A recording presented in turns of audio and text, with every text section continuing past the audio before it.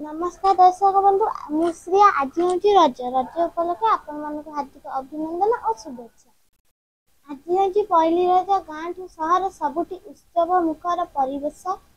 रज पर्व ओडिशार एक गणपर्व।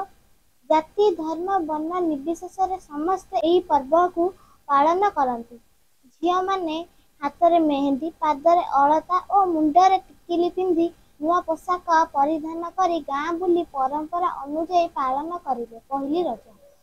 3 दिन धरी गाँ ठू सहर सबुठी जमी थाए रजर आसरा। रजर प्रथम दिन को पहली रज, द्वितीय दिन को रज संक्रांति और तृतीय दिन को भूमि दहन हुए।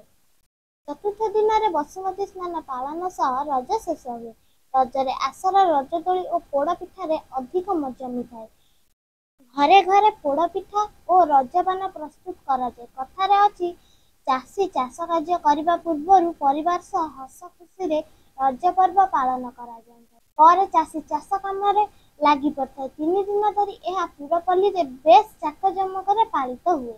गाँ गहली लोक मैंने पाला दासकाठिया संगीत और सांस्कृतिक कार्यक्रम करी बेस आनंद रज पर्व को उपभोग करती।